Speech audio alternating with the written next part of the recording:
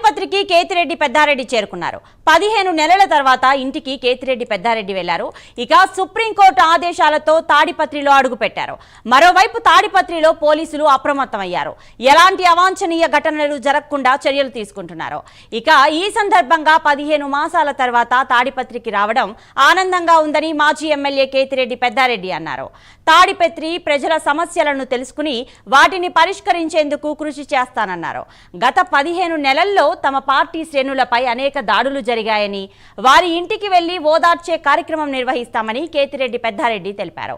ఇక అధికార పార్టీ శ్రేణుల నుంచి తమ పార్టీ క్యాడర్ను ఎలా రక్షించుకోవాలో తనకు తెలుసునన్నారు.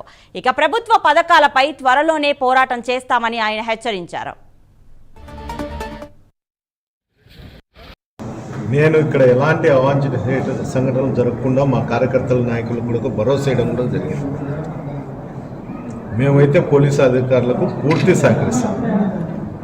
మా గుండా కానీ, మా నాయకుల గుండా కానీ, మా కార్యకర్తలు, మా సానుభూతి పరుల గుండా ఎలాంటి దాడులు కానీ, ఎలాంటి సమస్యలు కూడా వచ్చినా కూడా పోలీసు అధికారులకు తెలియజేయడం తప్ప మేము చేసేది ఎందుకంటే ప్రతిపక్షంలో ఉన్నప్పుడు ప్రతిపక్ష పాత్ర అయితే నేను పూర్తిగా పాటిస్తాను.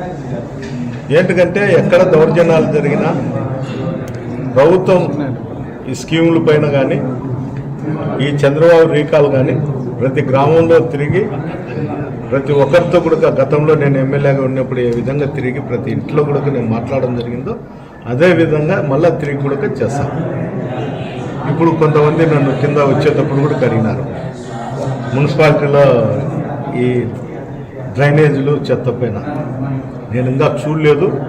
చూసిన తర్వాత నేను ఎట్లా తిరుగుతా కాబట్టి ఇంకా 10 రోజుల్లోనూ 15 రోజుల్లోనూ తిరిగినప్పుడు దానిపైన కూడా క్షుణ్ణంగా కూడా నేను మాట్లాడతాను. కార్యకర్తలకు అందరికీ చెప్పడం జరిగింది, ఈ 2-3 రోజులు రావాకండి. మనకు కూడా హైకోర్టు, సుప్రీంకోర్టు గైడ్లైన్స్ అదే విధంగా ఉంది, 50-60 మందికి మించి రాకూడదు అనేది. దీని అందరినీ కూడా మళ్ళీ ఒకసారి మేము ఎస్పీ గారిని అడిగి ఏ విధంగా ఆ కార్యక్రమాలు చేయాలో, మా లీడర్తో ఏ విధంగా కలుసుకోవాలనేది దానిపైన కూడా